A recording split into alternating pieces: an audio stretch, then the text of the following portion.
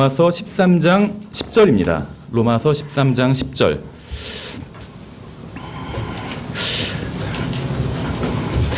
예, 저도 이제 워낙 지금 우리 온 나라가 세월호와 관련돼서 이제 이렇게 관심이 집중돼 있고, 또 인터넷을 봐도 대부분의 기사가 세월호 관련된 것들이더라고요. 근데 저도 좀 사실은 충격을 받고 좀 실망한 게, 정확한 그 사건 어떤 경위는 저는 잘 모릅니다. 근데 선장 포함해서 어떤 그 선원들이 대부분은 또 구원받았다고 하는 분들인데, 이제 본인들이 1차적으로 탈출을 해서 나갔잖아요. 그래서 그걸 보면서 나라면 어떻게 했을까 이런 생각도 들고, 또 예전에 제가 들었던 어떤 이야기가 생각이 나더라고요. 2차 대전 때 있었던 일인데, 이제 프랑스로, 그러니까는 연합군이 이제 대규모 공습을 준비하고 있었을 때예요. 그래서 보통 D-Day라고 이렇게 부르는데, 이제 D-Day를 준비하면서 이제 미국이 본격적으로 참전해서 이제 유럽이 다 독일 수중에 있을 때 이제 그 전세를 업기 위해서 이제 대규모 공습을 준비하고 있었을 때입니다. 그래서 이제 내일이면 이제 공습이 시작되는 날이에요. 그래서 유럽 전역으로 이제 폭격을 하러 가고, 이제 공수부대가 낙하를 하고 투하되고 그런 날이에요. 그래서 이제 그걸 보통은 D-Day라고 이렇게 부릅니다. 2차 대전에선. 그래서 이제 그 지휘관이 이제 사병들에게도 자세히 이제 작전에 대해서 다 설명을 해주고, 전무후무한 그런 연합군의 정말 공격이 될 것이다. 그래서 정말 좀 치열한 싸움이 될 것이다, 내일은. 이렇게 얘기를 했대요. 그래서 이제 그날 그리스도인 병사들이 모여서 기도를 했대요. 어떻게 기도를 했을까요? 하나님, 정말 내일은 정말 치열한 싸움이 될 것이라고 합니다. 저희 그리스도인 군사들이 정말 안전하게 또 돌아올 수 있도록 지켜주십시오. 이렇게 기도했을 것 같아요. 제가 만약에 기도 모임을 인도했다면. 근데 그렇게 기도하지 않았대요. 아군과 적군을 가리지 않고 정말 많은 사람들이 죽을 것이라고 합니다. 정말 어떤 사람들이 반드시 죽어야만 된다면 구원받은 저희들이 죽게 해주십시오. 구원받지 못한 사람들은 구원받을 수 있는 기회를 한 번 더 얻을 수 있도록 해주십시오. 이렇게 기도했대요. 그렇게 기도하기 쉽지 않을 것 같아요. 그렇죠. 예, 그래서 그런 생각이 났어요. 그리고 지금 저한테 많이 물어보셔서 제가 그냥 한꺼번에 말씀을 드리면, 아시는 것처럼 이제 7월에 교회를 개척하려고 하는데 이제 장소를 알아보고 있습니다. 그래서 지난주 그동안 인터넷으로만 보다가 이제 실제로 나가서 장소를 좀 알아봤는데요. 일단은 또 인터넷으로 보는 것과는 좀 다르더라고요. 그냥 적당한 장소는 있는 것 같아요. 근데 이제 무엇이 어려운 점이 뭐냐면, 교회는 안 빌려주더라고요. 업종이 뭐예요? 이렇게 물어봐요, 부동산에서. 그러니까 기존 교회를 하고 있는 곳들은 권리금을 요구해요, 다. 그러니까 들어갈 수가 없어요. 1,000만 원에서 적으면 많으면 3,000만 원까지 들어갈 수가 없어요. 근데 비어 있는 곳을 이제 들어가려고 했더니, 이제 업종이 뭐냐고 해서 교회를 한다고 하니까, 이거 무슨 지점인가요? 막 그러더라고요. 그래서 하여튼간에 교회를 하려고 합니다. 하는데 이제 다른 장소 같으면 부동산에 다 위탁을 하잖아요, 주인들이. 그래서 그냥 쉽게 빌려주는데 부동산에서 딱 결정을 해서 빌려줘요. 주인한테 물어봐야 된다는 거예요, 반드시. 그래서 주인한테 전화를 거는데 10곳 정도를 전화 걸었는데 9곳은 아예 보여주지도 않아요. 보여주지도 말라는 거예요. 단 한 곳만 봤어요. 그래서 빈 장소는. 근데 거기도 교회를 한다고 먼저 말하지 않은 곳이에요. 가서 사진도 찍고 봤는데 묻더라고요, 주인이. 그래서 뭐를 할 거냐고. 그래서 교회를 할 거다. 그러니까는 좀 그건 곤란하다 그러더라고요. 그래서 저희는 그렇게 시끄러운 교회가 아닙니다. 그랬더니 시끄러운 건 상관없대요. 원래 그 장소에 음악하는 사람들이 있었대요. 그냥 교회를 해서 싫은 거라고 하더라고요. 할 말이 없더라고요. 그래서 이 정도로 정말 교회가 또 간증을 잃은 것인가, 이런 생각도 들고, 참 또 하여튼 어려움이 있지만 하여튼 좀 돌아보게 되는 그런 시간이었습니다. 그래도 그렇게 장소를 알아보러 돌아다니면서 허탕만 친 거는 아니에요. 한 가지 수학이 있었는데, 처음으로 목사님 같다는 얘기를 들었어요. 목사님 같으세요? 그러는데 저는 그런 얘기는 처음 들었어요. 항상 어디서 이상한 거 하는 사람으로 생각하지. 예, 그래서 자매한테도 자랑을 했는데, 자매가 그럼 머리 색깔 때문에 그럴 거다 그러더라고요. 전 인품이 묻어나와서 그러지 않겠냐 하는데 아니라고. 그래서 예, 뭐 일단은 그냥 그렇게 생각을 해야 될 것 같아요. 예, 오늘 우리는 그리스도의 몸 안에서 형제 자매 간에 어떻게 서로 대하고 성경적인 관계를 맺어야 하는지에 대해서 살펴보도록 하겠습니다. 성경은 형제 자매들 간에 어떻게 대해야 하는지 자세하게 말씀하고 있어요. 그래서 제가 지금 오전 성경 공부 시간에 이제 이 그리스도인의 관계에 대해서 다루고 있고, 사실 오늘 내용도 이제 그 연장선상에 있는 내용입니다. 그래서 오전에 지금 3번을 했고 앞으로 6번을 더 하게 되고, 오늘 것까지 하면 10번을 이제 하게 되는데, 성경에서는요, 저도 이제 그리스도인의 관계에 대해서 이제 성경 공부를 준비하면서 보니까 이 관계에 대한 말씀이 너무나도 많이 있어요. 그리스도인의 관계에 대한 말씀이.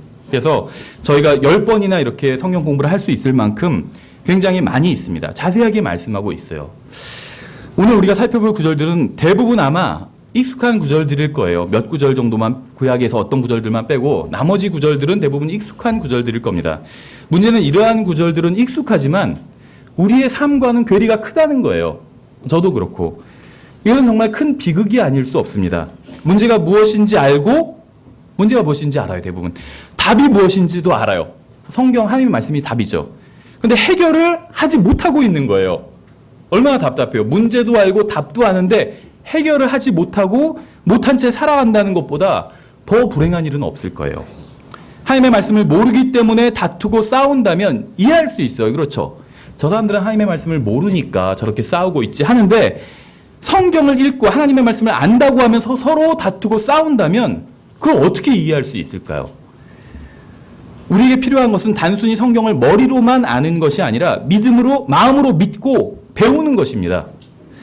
성경은 그 말씀이 또한 믿는 너희 안에서 효력 있게 일하느니라 이렇게 말씀하고 있어요. 말씀을 아는 것으로만 그치면 아무 일도 일어나지 않는다는 거예요. 왜 우리의 삶에 아무 일도 일어나지 않는지 아세요? 말씀을 듣기는 듣는데 아는 것으로만 그치기 때문이에요. 말씀을 믿어야 우리 안에서 효력 있게 일할 수 있다는 거예요, 하나님께서. 만약 여러분이 하나님의 말씀을 진심으로 믿는다면 여러분의 인생은 완전히 변화될 것입니다. 우리는 현재 일어나는 일만을 다룰 수 있어요. 현재 일어나고 있는 일만을. 그렇죠. 왜냐하면 우리는 과거를 되돌릴 수 없기 때문에. 과거를 되돌릴 수 있는 사람은 없어요. 인생은 그저 앞으로 나아갈 뿐이죠. 시간을 거스르 뒤로 돌아갈 수는 없습니다. 저는 여러분이 과거에 어떻게 살았는지 알지 못해요. 하지만 분명한 점은 우리 중 아무도 용서받지 못할 죄를 지은 사람은 없다는 겁니다. 다 죄를 지으면서 살았지만 과거에 용서받지 못할 그런 죄를 지은 사람은 없다는 거예요. 그래서 그리스도 안에서는 누구든지 원하면 새로운 삶을 살 수 있다는 거예요.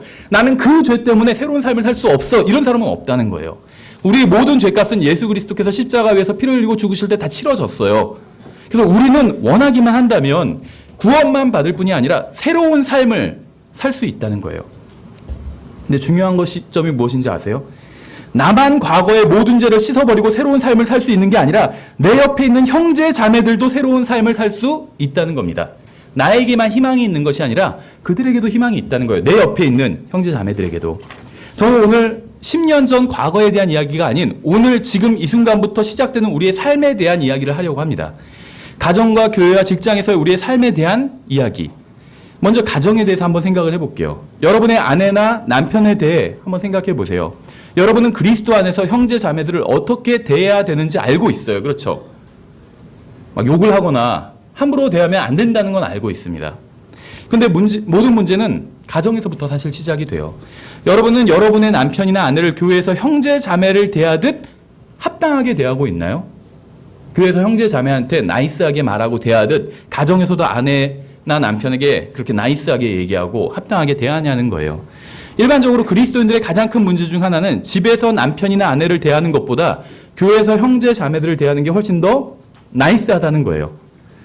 우리는 가정에서보다 교회에서 더 친절하고 공손하고 예의 바르게 행동합니다. 저도 그래요.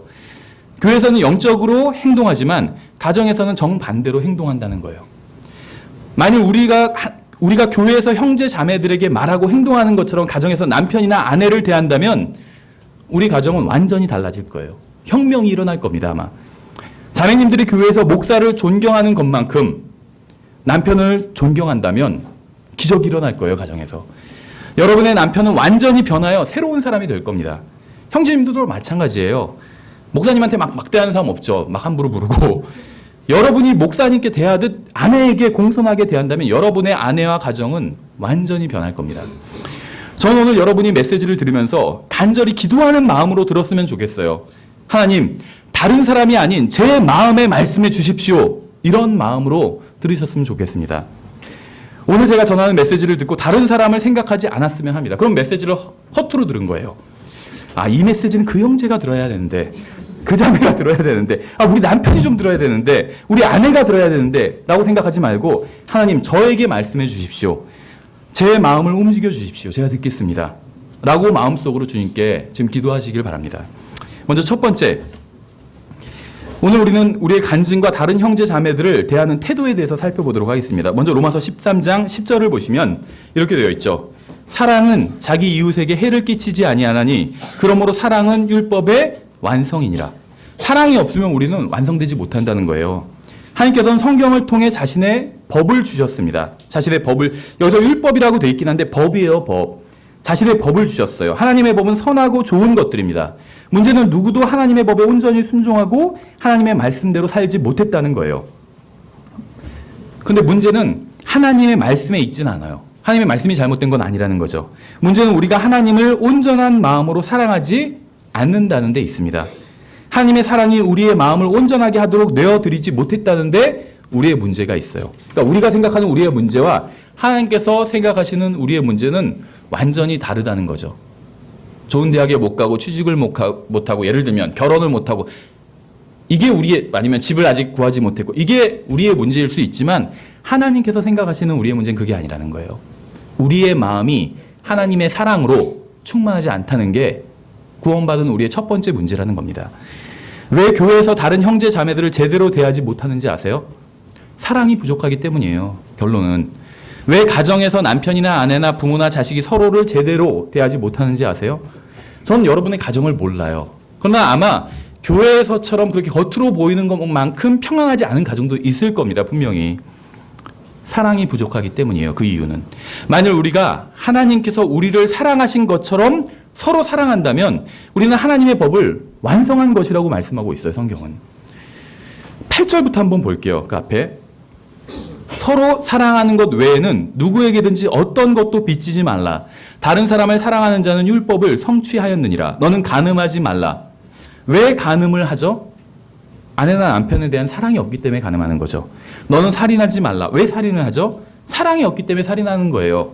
너는 도둑질하지 말라. 너는 거짓 증언하지 말라. 너는 탐내지 말라 한 것과 어떤 다른 명령이 있을지라도 그것은 너는 내 이웃을 내 자신과 같이 사랑하라 하신 이 말씀 안에 간략하게 들어있느니라.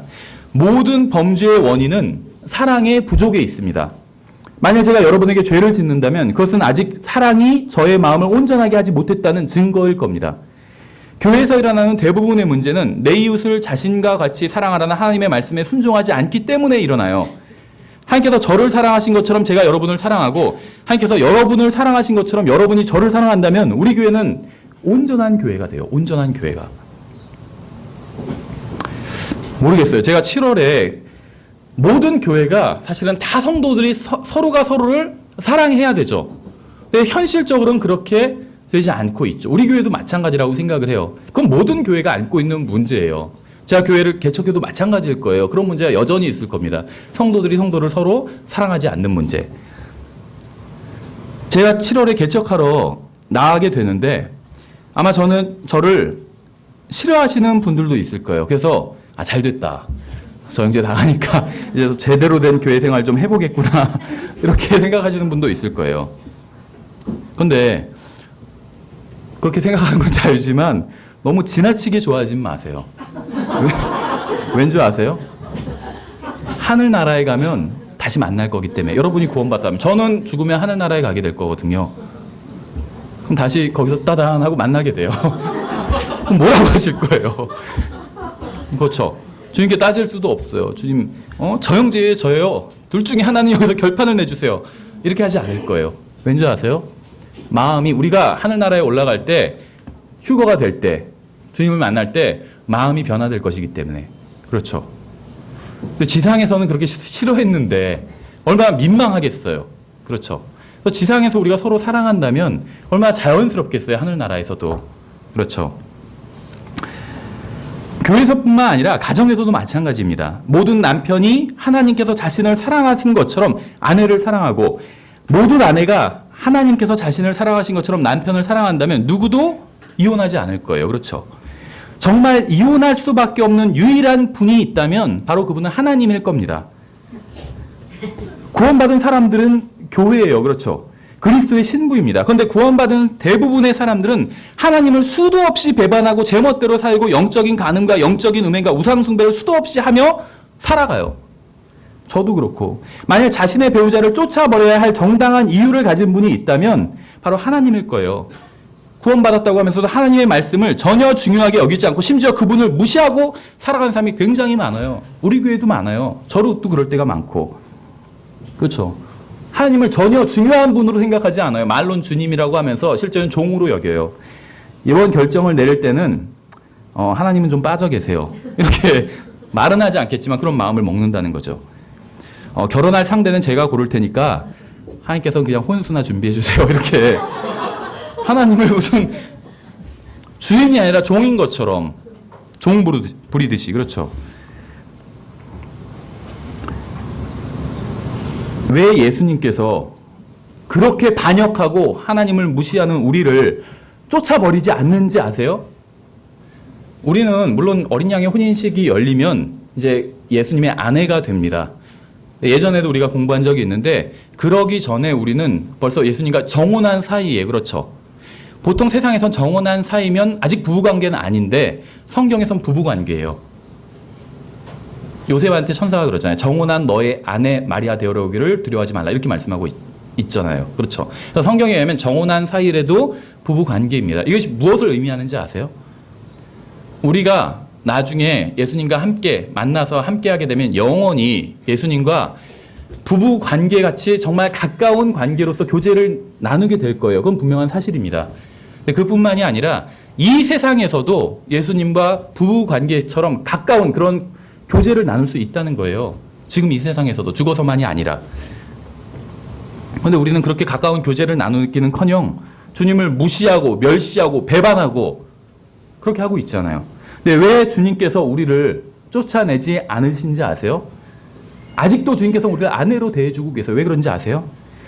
주님의 마음에는 온전한 사랑이 있기 때문이에요. 주님의 마음에 가득 차 있는 것은 온전한 하나님의 사랑이기 때문이에요. 우리는 누구누구 때문에 교회에 가기 싫다고 하거나 누구누구는 교회에서 사라져버렸으면 좋겠다고 생각할 때가 있습니다. 솔직히 없으신가요? 있어요. 들은 적이 있어요. 저는 누구누구는 좀 안 나왔으면 좋겠다고. 저도 그런 마음 먹었을 때가 있어요. 솔직히. 다른 형제 자매에 대해서 험담하고 그들의 잘못에 대해서 이야기하기를 좋아해요. 그렇죠. 하나님의 말씀은 묵상하지 않아도 다른 지체의 잘못과 실수는 종종 묵상하곤 합니다. 그 형제 그런 잘못을 했지 하면서. 근데 신기하게도 그런 걸 묵상하면 마음에 또 편안해질 때도 있어요. 그렇죠. 왜 다른 사람의 험담이나 하고 정죄나 하는지 아세요? 하나님의 사랑이 없기 때문이에요. 하나님의 사랑이 마음을 주관하지 못하기 때문입니다. 만일 제가 하나님께서 저를 사랑하시는 것처럼 여러분을 사랑한다면 저는 여러분에게 어떤 죄나 잘못도 저지르지 않을 겁니다. 하나님의 사랑이 제 마음에 충만하다면 저는 하나님의 법을 성취할 거예요. 우리는 우리가 싫어하는 사람의 죄나 잘못이나 실패는 확대하는 경향이 있어요. 그렇죠. 제가 지으면 그거는 그냥 작은 실수고 다른 사람이 똑같은 잘못을 저지르면 그건 엄청난 일이고 온 동네방네 알려야 될. 왜 그런지 아세요? 그 형제나 자매와 사이가 좋지 않은 이유를 모두 그 형제나 자매에게 돌리기 위함이에요. 나와 그 사람이 사이가 안 좋은 원인은 모두 그 사람에게 있다고 하기 위해서입니다. 그래서 확대하는 거예요. 다른 사람의 잘못은. 만약 우리 교회에서 분열이 일어난다면 그것은 어느 누군가의 잘못이 아니라 우리 모두의 잘못입니다. 만약 우리가 순수한 마음으로 서로를 사랑한다면 우리 교회는 아무런 문제가 없을 거기 때문이에요. 서로가 하나님의 사랑으로 사랑한다면 아무도 서로에게 상처를 주거나 죄를 짓지 않을 것이기 때문입니다. 두 번째, 로마서 14장을 보시면 로마서 14장 지금 시간이 많이 지난 것 같은데 아직 두 번째인데 이게 10번까지 있고 걱정하실 필요가 없어요. 제가 원고가 오늘 많이 짧습니다. 평소에 3분의 2 정도의 분량뿐이 안 돼요. 그래서 제가 지금 0.8배속으로 이야기를 하고 있잖아요. 원고가 짧기 때문에. 마음 놓으시고 편안한 마음으로 하나님의 말씀을 들으셨으면 좋겠어요. 로마서 14장 1절에 믿음이 약한 자를 너희가 받아들이되 의심에 찬 논쟁은 하지 말라. 우리가 교회에서 다른 지체들을 어떻게 대해야 되는지 말씀하고 있죠. 우리는 믿음이 약한 자를 받아들여야 됩니다. 자신이 성경을 알고 하나님의 말씀을 알고 진리를 붙잡고 있다고 생각하는 사람들은 무엇을 해야 하는지 아세요? 모든 사람이 다 영적으로 성장한 그리스도인은 아니라는 사실을 깨닫고 인정하는 거예요. 모든 사람들이 다 성숙하게 문제를 해결하는 것은 아니라는 사실을 깨닫는 겁니다. 모든 사람들이 다 무거운 짐을 질 수 있는 것은 아니라는 사실을 깨닫는 겁니다. 약한 형제가 간절한 마음으로 여러분의 도움을 기다리고 있을 수 있다는 사실을 깨닫는 거예요. 중요한 점은 교회에서 영적인 그리스도인은 가정에서도 영적인 그리스도인이어야 한다는 것입니다. 상대방이 영적이지 않다고 해서 함부로 대하는 것은 영적인 사람의 자세가 아니에요. 자기처럼 교회에 열심히 다니지 않고 성경을 열심히 읽지 않는다고 남편을 못 살게 구는 자매도 있어요. 만약 여러분이 영적인 사람이라면 약한 지체 앞에서 무릎을 꿇고 그 사람을 섬겨야 됩니다. 이것이 바로 성경이 말씀하시는 영적인 사람의 태도예요. 약한 지체를 무시하는 게 아니라 그 사람을 정말 섬기는 자세로, 종의 자세로 그 사람을 섬기는 것, 이것이 성경이 말씀하시는 영적인 사람의 태도라는 거예요.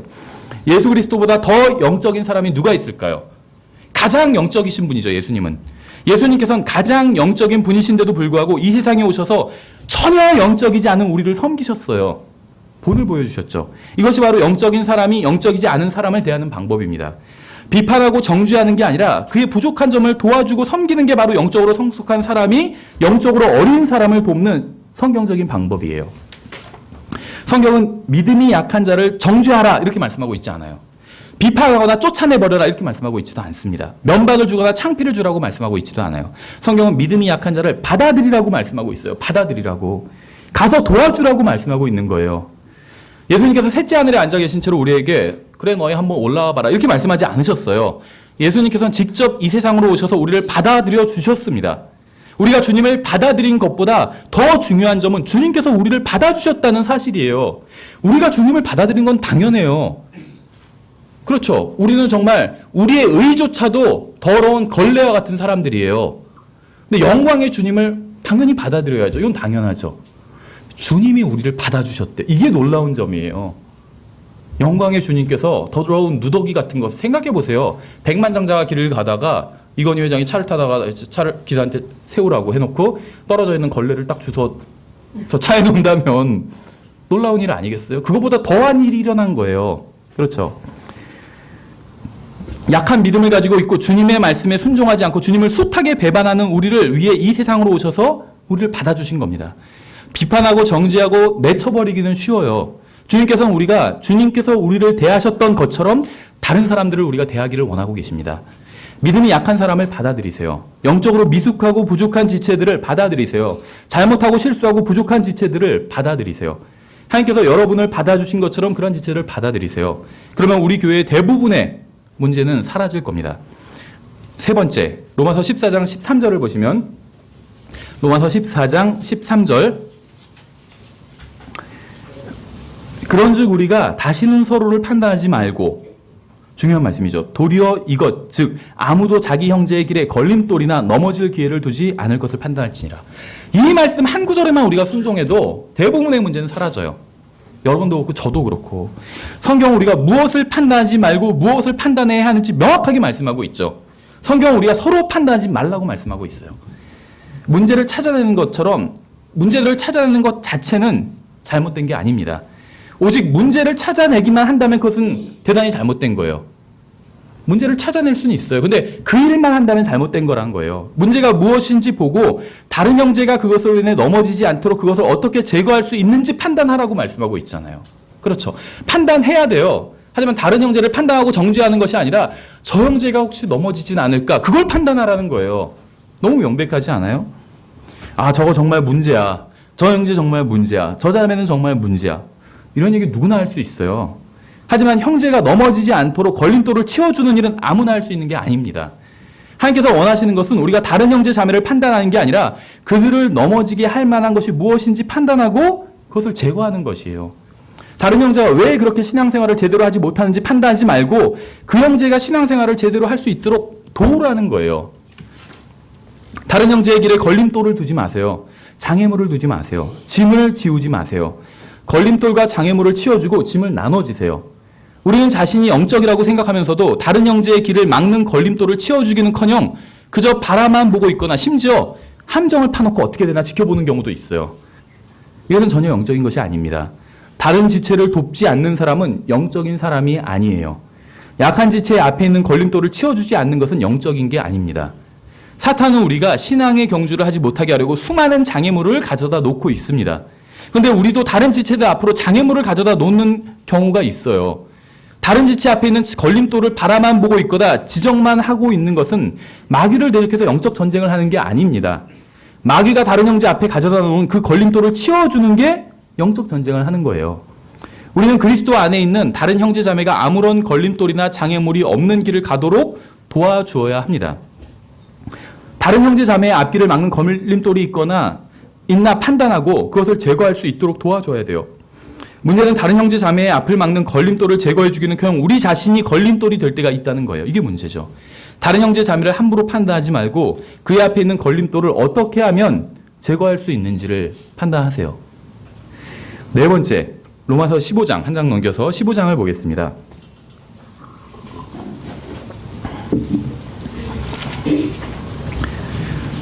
우리 그리스도인의 관계에 있어서 굉장히 중요한 말씀입니다. 자신이 강한 사람이고 신앙생활을 제대로 하고 있다고 생각한다면 이 말씀을 반드시 잘 기억하셔야 돼요. 로마서 15장 1절에 그런즉 우리 강한 자들은 마땅히 약한 자들의 연약함을 담당하고 우리 자신을 기쁘게 하지 말아야 하리라. 우리 자신을 기쁘게 하지 말아야 된대요. 우리가 영적으로 성숙하고 강한 그리스도인이라면 자신을 기쁘게 하는 일을 하지 말라는 거예요. 여러분은 누구를 기쁘게 하기 원하시나요? 우리는 하나님을 기쁘시게 해야 합니다. 그분의 기쁨을 위하여. 그렇죠. 하나님을 기쁘시게 해야 돼요. 그 다음엔 다른 사람을 기쁘게 해야 합니다. 자신을 기쁘게 하려는 것은 성경적 기독교가 아니에요. 예수님께서 이 세상에 오셔서 자신을 기쁘게 하신 것이 아니라 자신을 희생하셨잖아요. 그렇죠. 자신을 기쁘게 하려는 것은 우상 숭배에 지나지 않아요. 자기라는 우상을 섬기는 하나님 외에 섬기고 있는 것이 모든 것이 우상이 되는 거죠. 교회에서 자신의 방법만을 고집하는 것은 다른 사람을 세워주는 것도 아니고 주님을 섬기는 것도 아닙니다. 다른 사람의 기쁨을 위해서 내 방법과 내 생각을 접어야 될 때가 있다는 거예요. 이것이 영적인 사람, 강한 그리스도인이 해야 될 일이라는 겁니다. 자기 자신만을 기쁘게 하려고 하면 교회는 결코 바로 설 수 없습니다. 자기가 원하는 대로 해주지 않는다고 해서 교회에서 분열을 일으키고 교회를 떠나는 사람도 있어요. 그런 사람은 어디에서도 만족할 수 없습니다. 왜냐하면 그 사람을 위한 교회는 없기 때문에, 그 사람을 기쁘게 하기 위한 교회는 없기 때문이에요. 예전에 이런 그 예화를 읽은 적이 있어요. 어떤 사람이 교회를 열심히 다니다가 교회를 떠났대요. 그래서 이제 예를 들면 10여 년 전에 이미 교회를 떠난 거예요. 근데 왜 교회를 떠났냐 하면 피아노 위치 때문이었대요. 한쪽에서는 오른쪽에 두자, 한쪽에서는 왼쪽에 두자. 서로 싸웠대요. 그래서 교회가 두 파로 갈라져서 오른쪽 파, 왼쪽 파 이렇게. 그래서 막 그분이 지금도 그걸 생각하면 화가 난다고. 어떻게 그쪽에 피아노를 놓자고 할 수 있냐고. 참 육신적인 사람들이라고, 그 사람들. 그래서 물어봤대요. 그 얘기를 듣던 사람이. 선생님은 어느 쪽에, 형제님은 어느 쪽에 피아노를 놓자고 주장하셨는데요. 그러니까 그건 기억이 안 난다고 그러대요. 별로 중요한 일이 아니었죠. 그러니까 어떤 자기 주장이 관철되지 않으니까 떠난 거예요. 비판하고. 자기 자신을 기쁘게 하려는 것은 육신의 속성입니다. 육신은 다른 누구보다 항상 자신을 맨 앞자리에 둬요. 육신은 항상 자신을 기쁘게 하려고 합니다. 자기를 기쁘게 하려고 하기 때문에 교회가 분열되는 거예요. 자기를 기쁘게 하려고 하기 때문에 믿음이 약한 사람들이 상처를 받고 교회를 떠나는 겁니다.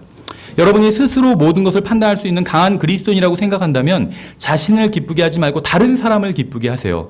도움이 필요한 형제 자매를 찾아서 도와주세요. 쓰러진 형제 자매를 찾아서 일으켜주세요. 육신은 이러한 일을 결코 하지 않을 겁니다. 왜 그런지 아세요? 다른 형제 자매를 도와주고 쓰러진 사람을 일으켜주는 것은 육신이 원하는 것이 아니기 때문에, 다른 사람들의 발을 씻겨주고 섬기는 일은 육신이 원하는 것이 아니기 때문에. 왜 베드로가 주님을 위해 감옥에 갇혔는지 아세요? 왜 야고보가 주님을 위해 목베임을 당했는지 아세요? 누군가의 더러운 발을 씻겨주고 누군가를 대신해서 자신의 목숨을 버리는 사랑의 의미를 깨달았기 때문이에요. 하나님의 사랑이 이 사람들의 마음을 온전히 주관했기 때문에 이렇게 변할 수 있었던 거예요. 다섯 번째, 데살로니가전서 5장 15절입니다. 다섯 번째, 계속해서 우리의 형제와 간증과 관계를 망쳐버리는 것이 무엇인지 살펴보도록 하겠습니다. 데살로니가전서 5장 15절. 이건 굉장히 단순한 말씀이지만 우리가 잘 생각하지 않는 말씀입니다. 데살로니가전서 5장 15절. 조심하여 아무도 누구에게든지 악으로 악을 갚지 말고 도리어 너희 가운데서도 선하고 또 모든 사람에게 선한 것을 항상 따르라. 악으로 악을 갚지 말라고 말씀하고 있죠. 우리의 관계가 망가지는 이유는 우리가 악을 악으로 갚기 때문이에요. 무엇인가 자신이 당했다고 생각하면 참지 못해요. 하나님의 심판을 믿는다고 하면서도 하나님께 문제를 맡기지 않고 상대방에게 즉시 보복하고 싶어 합니다. 똑같이 갚아주려고 하는 것은 그리스도인이 취해야 될 태도가 아닙니다. 만일 여러분이 행한 대로 하나님께서 그대로 갚아주신다면 여러분 어떻게 되겠어요? 여러분이 행한 잘못에 대해 하나님께서 여러분에게 대해 주시기 원하는 대로 다른 사람이 잘못을 했을 때 그 사람을 대해 주세요. 하나님께서는 여러분이 행한 대로 그대로 갚아주지 않으셨습니다. 여러분에게 은혜와 자비를 베풀어 주셨고 오래 참으심으로 대해 주셨어요. 우리의 죄를 우리의 머리 위로 돌리지 않으시고 자신의 아들인 예수 그리스도를 십자가에 못 박아 우리가 받아야 될 벌을 대신 받게 해주셨어요. 우리의 잘못을 우리에게 돌리지 않으시고 예수 그리스도께서 우리를 대신해서 상하게 하셨습니다. 하나님께서는 여러분도 다른 사람을 그렇게 대하기를 원하세요. 여러분이 다른 사람을 그렇게 대하기를 원하세요. 여러분에게 악을 행하는 사람에게 악으로 악을 갚지 말고 선으로 갚으세요. 선으로. 우리도 하나님께 악을 행하며 살았잖아요. 근데 하나님께서 우리에게 선으로 갚아주셨잖아요. 그렇게 하라는 거예요. 이런 얘기를 하면 형제님, 그 사람이 저에게 무슨 짓을 했는지 형제는 몰라서 그래요. 그 자매가 저에 대해서 무슨 말을 하고 다녔는지 형제는 몰라서 그래요. 아마 이렇게 항변하는 사람이 있을지도 모르겠습니다. 악을 다시 악으로 갚지 않으면 악은 거기서 끝나버리게 됩니다. 상대방 없이 혼자 논쟁하거나 혼자 싸울 수 있는 사람은 없어요. 아무리 상대방이 싸우려고 해도 다툼에 응하지 않으면 악은 거기서 끝나버리게 돼요. 그래서 악을 끝내라는 거예요. 악을 선으로 갚으라는 거예요. 여섯 번째, 22절 보시면 22절에 악의 모든 모양을 삼가라 이렇게 말씀하고 있어요. 그리스도인이 기준으로 어떤 태도와 삶의 태도에 있어서 기준으로 삼아야 될 말씀입니다. 저도 이것을 지키기가 참 쉽지는 않더라고요. 이 말씀을 반드시 마음속에 새겨야 돼요. 예전에 뉴욕에서 장난감 총으로 무장한 사람이 경찰에 의해 사살된 사건이 있었다고 그래요. 장난감 총을 가지고 있다가. 기관총으로 무장한 강도가 있다는 신고를 받고 출동한 경찰이 마침 실제와 똑같이 생긴 장난감 기관총을 가지고 그곳을 지나던 사람을 강도로 오인해서 사살했다는 거예요. 그 사람은 아무런 잘못이 없어요. 그렇죠. 진짜 총을 가지고 있지도 않았고 은행 강도짓을 하지도 않았어요. 진짜 총과 똑같이 생긴 장난감 총을 가지고 있었을 뿐입니다. 친구에게 장난을 치기 위해서 진짜 총처럼 생긴 장난감 총을 가지고 길을 걷고 있었을 뿐이에요. 이건 죄가 되지 않아요. 그렇죠? 그 사람은 실제로 누구에게도 아무런 위협이 되지 않았지만 그 사람의 겉모습이 오해를 불러일으키고 결국 경찰의 총에 맞아 사망하게 되는 엄청난 일을 당하게 되었다는 거예요. 이 사람은 경찰의 실수로 죽었습니다. 그렇죠? 그런데 이 사람이 죽은 이유는 이 사람이 강도였기 때문이 아니라 강도처럼 보였기 때문이에요. 잘못을 행했기 때문에 죽은 게 아니라 잘못을 행한 것처럼 보였기 때문에 죽은 겁니다. 비록 옳다 할지라도 여러분이 그건 옳아 이렇게 생각할지라도 잘못되어 보일 소지가 있다면 그것으로 인해 관계가 파괴되고 형제 자매들이 상처를 입고 간증을 잃어버릴 수도 있다는 거예요. 그 자체로는 잘못된 게 아니지만 잘못된 것처럼 보이는 일은 많이 있습니다. 저는 아무리 목이 말라도 또 어디 뭐 받아서 마실 데가 없다고 해도 겉에 참이슬이라고 써있는 병에 물을 넣어서 마시지는 않을 거예요. 그렇죠? 소주잔에 물을 따라 마시지도 않을 겁니다. 소주잔에 물을 따라 마시는 건 잘못이 아니에요. 그렇죠? 그런데 잘못된 것처럼 보이기 때문이에요. 우리는 간증을 위해서 악만 피하는 것으로 만족해서는 안 됩니다. 악의 모든 모양조차 피해야 돼요. 여러분이 어떻게 보느냐보다 더 중요한 것은 여러분의 교회 지체들이 어떻게 보느냐도 중요하다는 겁니다. 무엇을 하느냐 못지않게 그것이 어떻게 보이느냐 역시 중요하다는 거예요. 하나님의 말씀에 의하면. 일곱 번째 디도서 3장을 보시면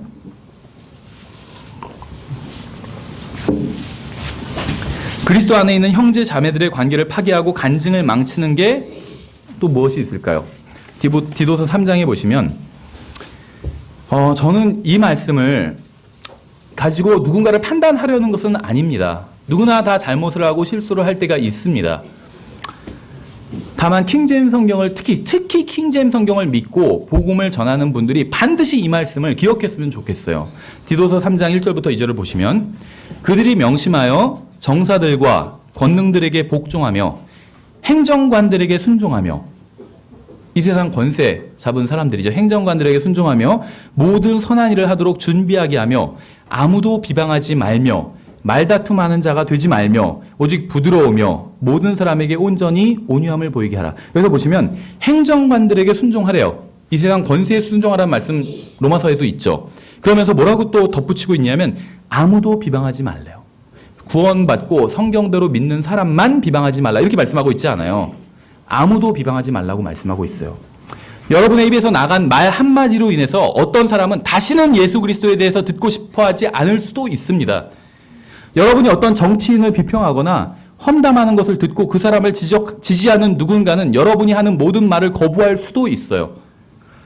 우리나라는 세계에서 유일하게 분단 국가잖아요. 그래서 그런지 몰라도 아직도 어떤 이데올로기가 있고 그래요. 사실 전 세계적으로 대부분은 사라져버렸거든요. 그런 것들이. 우리나라는 아직도 있어요. 그럼 뭐 어쩔 수 없는 상황이라고 생각합니다. 그거 자체를 뭐 판단하고자 하는 것은 아니에요. 여러분의 비평이 정당한 것일 수도 있습니다. 근데 여러분은 그리스도인으로서의 간증을 완전히 잃어버릴 수도 있어요. 동시에. 누군가를 비평했기 때문에 다시는 그 사람을 여러분이 어떤 사람을 비평하는데 그 사람을 지지하는 사람들은 여러분에게서 어떤 것도 듣고 싶어하지 않을 수 있다는 겁니다. 하나님께서는 아무도 비방하지 말라고 하셨어요. 왜냐하면 여러분이 누군가를 비방하는 것을 어떤 사람이 듣고 여러분이 전하는 복음마저 거절해 버릴 수 있기 때문이에요. 저도 선거철에 특정 정치인과 또 특정 정당을 지지를 합니다. 하지만 그것을 다른 사람에게 드러내지는 않아요. 왜냐하면 저의 정치적인 성향으로 인해 저와 다른 견해를 가진 사람들이 제가 전하는 복음마저 거부해 버릴 수 있기 때문이에요. 저는 굉장히 가슴이 좀 답답한 것 중에 하나가 온라인성에서 보면 킹제임스 성경을 믿고 구원받은 그리스도인들의 정치적인 성향을 막 드러내요. 물론 제가 그것 자체를 함부로 판단하는 것은 아닙니다. 자기 지지하는 정당이 충분히 있을 수 있어요. 그래서 자기 지지하는 그 사람을 훌륭하다고 평가할 수도 있겠죠. 그건 문제 없다고 생각합니다. 어떤 면에 있어서. 근데 우리나라는 특히 이제 여당, 야당이 분명하잖아요. 자기가 지지하는 사람에 대해서는 칭찬을 하고 막 높이면서 자기가 싫어하는 사람에 비해서 막 비방을 하고 있어요. 그런데 생각해 보세요. 우리나라 국민들은 정치적 성향이 대부분 반반씩 돼요. 그렇죠? 여당 성향이 조금 많을 수는 있는데 대부분은 반반씩 됩니다. 비등해요. 킹제임스 성경을 믿는 사람들도 마찬가지입니다. 비등해요. 그런데 내가 한쪽을 지지하고 여기까지 하면 그래도 괜찮겠는데 한쪽은 막 비방을 해요. 그렇다면 내가 비방하는 사람을 지지하는 사람들이 제 얘기를 들을까요? 듣지 않아요. 어떻게 보면 아이러니하게 지금 그 대통령은 당연히 여당이죠. 보수주의자들이 지지하는 분이고 서울시장은 이제 좀 그 반대쪽이 지지하는 분이에요. 그렇죠. 성향이 서로 완전히 갈려 있어요. 킹제임스 성경을 믿는다고 하면서도 대통령을 지지하는 사람들은 이제 대통령을 누군가 욕하면 막 욕해요. 위에 있는 권세한테 지금 하나님의 말씀을 어기고 그러고 있다. 그래놓고 자기는 또 서울시장은 욕해요. 반대예요. 또 서울시장 지지하는 사람들은 위에 있는 권세를 인정해야지 무슨 얘기냐 하면서 또 대통령은 욕해요. 그것 때문에 많은 사람들이 마음을 닫아버리는 사람 정말 많아요. 사람들은 자기가 믿는 게 옳다고 생각하잖아요. 그렇죠. 야당을 지지하는 사람은 그게 옳다고 생각하고 여당을 지지하는 사람이 진실을 보지 못한다고 생각해요. 속고 있다고 생각해요. 반대도 마찬가지예요. 여당 지지하는 사람들은 야당을 지지하는 사람들이 선동당하고 있다, 속고 있다 이렇게 생각해요. 서로 이제 극명하게 그렇게 생각을 해요. 그런데 내가 한쪽을 지지해버리면 반대쪽에 있는 사람들이 저 사람이 저렇게 정치 성향을 보이는 건 뭔가 몰라서 그렇다, 진실을. 근데 저 사람이 주장하는 복음이나 킹제임스 성경도 마찬가지일 것이다. 저 사람이 잘못 알고 있기 때문에 여당을 지지하는 것처럼 아니면 야당을 지지하는 것처럼 저 사람이 말하고 있는 킹제임스 성경과 복음도 거짓일 것이다. 이렇게 생각한다는 거예요. 저에게 가장 중요한 것은 여당도 아니고 야당도 아니에요. 예수 그리스도예요. 예수 그리스도와 그분의 복음에 비하면 이 세상 모든 일들은 사소한 것들입니다. 사소한 것들 때문에 우리의 생명이신 예수 그리스도의 복음과 진리를 전하지 못한다면 우리는 그리스도의 심판석에서 주님께 무엇이라고 할까요? 그렇죠. 너는 왜 그래 너 복음도 전했는데 또 시간을 많이 들여서 보니까는 막 여당을 지지했더라 아니면 야당을 지지하고 있더라. 그럼 뭐라고 하실 것 같아요? 할 말이 없을 것 같아요. 그렇죠. 우리가 어떤 말을 하거나 글을 쓰고 나서 속이 시원하다고 느낄 수가 있어요. 누군가를 비웃고 조롱함으로 인해 통쾌하다고 느낄 수도 있습니다. 하지만 그러한 말이나 글로 인해 누군가 복음을 받아들이는데 방해가 되거나 예수 그리스도를 거부하는 빌미를 준다면 우리가 그리스도의 심판석에서 주님께 어떤 별명을 할 수 있을까요? 성경은 아무도 비방하지 말라고 했어요. 여러분이 하나님의 말씀을 믿는다면 아무도 비방하면 안 돼요. 특히 위에 있는 권세, 여러분의 정치적 성향과 다르다 할지라도 비방하지 마세요. 비방하지 말라고 그랬잖아요. 여러분의 정치적 성향을 위해서 하나님의 말씀을 무시하지 말라는 거예요.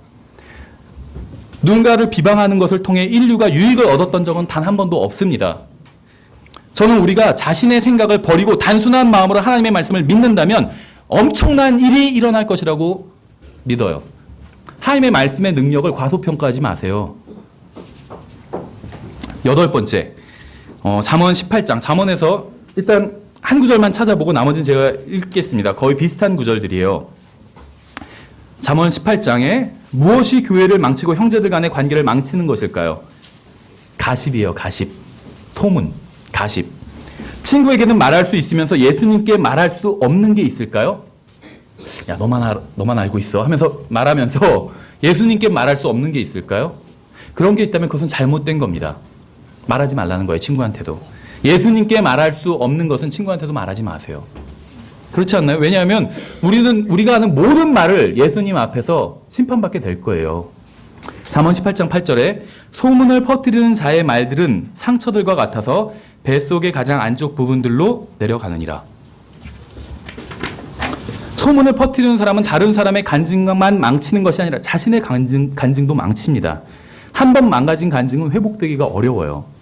20장에서도 제가 읽어볼게요. 소문을 퍼뜨리는 자처럼 두루 다니는 자는 은밀한 일들을 드러내나니 그러즉 입술로 아첨하는 자와 상관하지 말지니라. 교회를 분열시키고 가장 빨리 크게 무너뜨리는 게 무엇인지 아세요?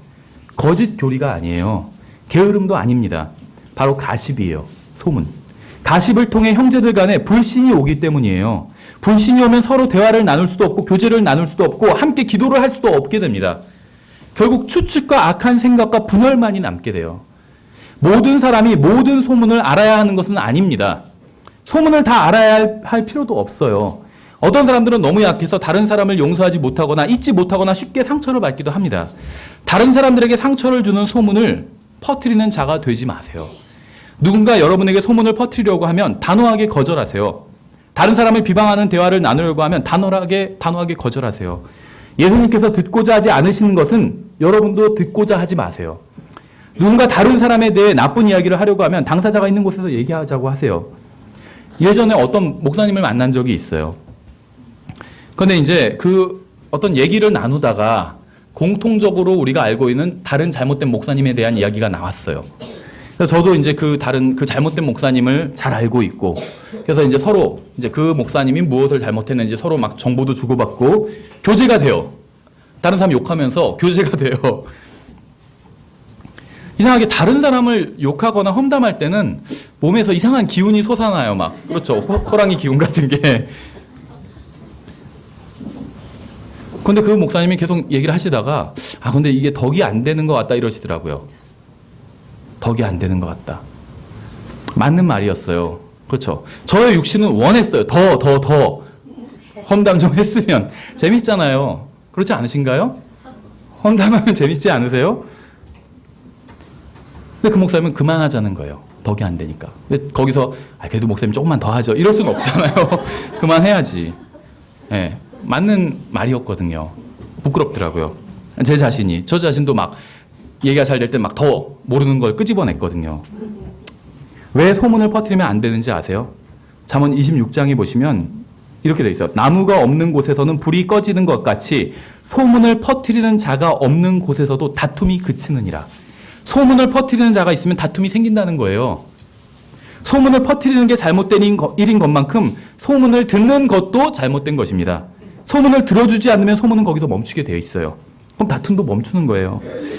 계속해서 22절에 보시면 소문을 퍼뜨리는 자의 말들은 상처들과 같아서 뱃속의 가장 안쪽 부분들로 내려가네. 이거 18장 8절과 똑같은 말씀이죠. 이 말씀이 매우 중요하기 때문에 하나님께서는 동일한 말씀을 성경에 2번이나 기록하신 거예요. 지옥에 대한 말씀이 너무 중요하기 때문에 3번이나 또 동일하게 기록하신 것처럼 마가복음 9장에서 똑같은 거예요. 인간의 마음을 꿰뚫어 버리는 것은 2가지가 있습니다. 하나는 하나님의 말씀이고 다른 하나는 성경에 의하면 소문이에요. 뱃속에 가장 안쪽까지 들어가 버린대잖아요.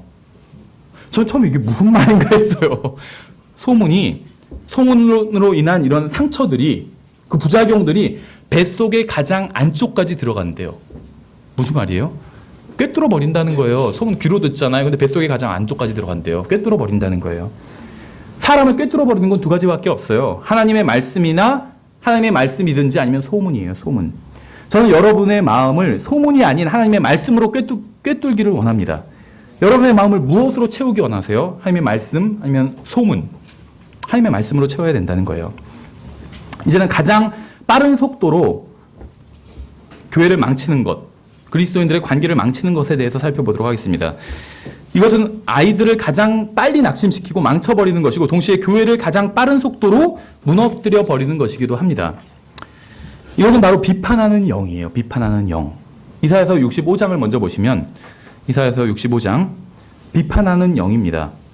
누군가와 원수가 되고 싶다면 그 사람이 하는 모든 것을 비판하면 돼요. 그럼 자동적으로 원수가 됩니다. 누군가와 싸우고 싶다면 그 사람이 하는 모든 것을 비판하면 됩니다. 아이들이 여러분을 미워하고 무시하고 여러분의 권위로부터 빠져나가게 만들려면 아이가 하는 모든 것을 비판하면 돼요. 다른 사람과 싸우고 싶거든 그 사람이 하는 모든 일을 비판하면 싸우게 됩니다.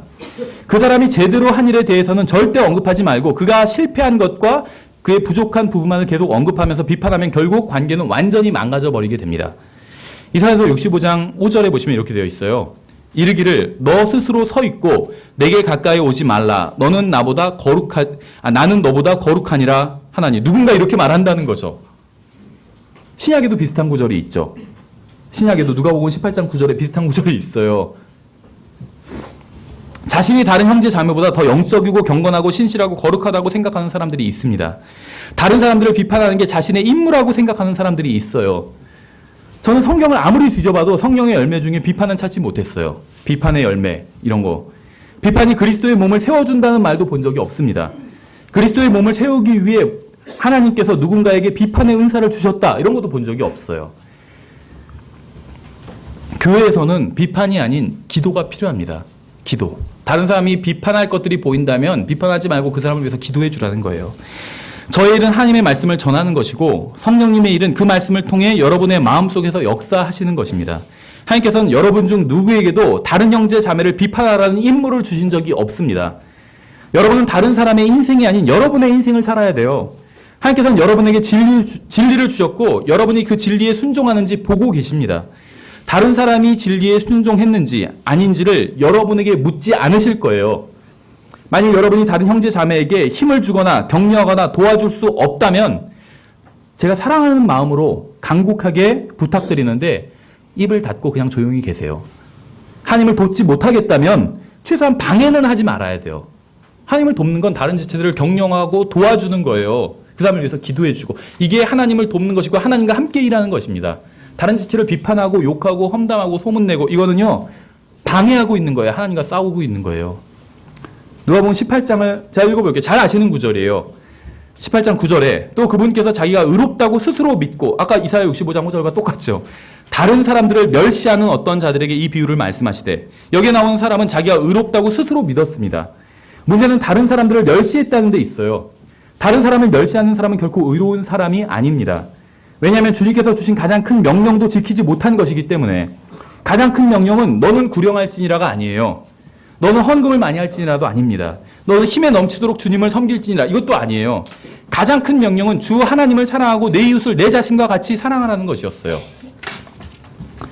누가복음 계속해서 10절 그 다음 절을 보면 두 사람이 기도하러 성전에 올라갔는데 하나는 바리새인이요 다른 하나는 세리더라. 바리새인은 서서 자기 홀로 이렇게 기도하여 이르되 하나님이여 내가 다른 사람들 곧 착취하는 자들과 불의한 자들과 간음하는 자들과 같지 아니하고 더욱이 이 세리와도 같지 아니함을 감사하나이다.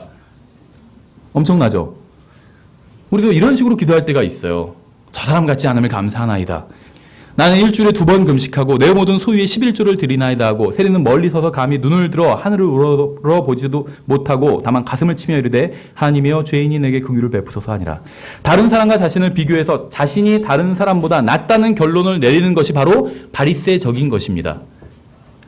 그렇다면 우리는 얼마나 바리새적인지 알 수가 있겠죠. 우리 자신이. 오늘날 교회에서도 이런 생각이 만연해 있어요. 다른 사람과 자신을 비교해서 그래도 저 사람보다는 낫지 내가 최소한. 자신은 무엇을 했기 때문에 혹은 무엇을 하지 않았기 때문에 다른 누군가보다 낫다고 생각을 합니다. 형제 자매의 관계를 망치는 것은 무엇일까요? 악을 악으로 갚으려는 것, 보복하려는 마음, 악의 모양을 취하는 것, 다른 사람에 대해서 악하게 말하는 것, 다른 사람에게 상처를 주는 말을 하는 것, 소문을 내고 돌아다니는 것, 그리고 비판하는 영. 이것들이 바로 가정과 교회를 망치고 형제들 간의 관계를 파괴하는 것들이에요. 마지막으로 한 구절만 보겠습니다. 한 구절. 굉장히 중요한 구절이에요. 여러분들이 무엇을 하든지 마지막 구절은 이 마지막 마무리는 골로새서 3장 14절로 하셔야 돼요. 항상. 골로새서 3장 14절.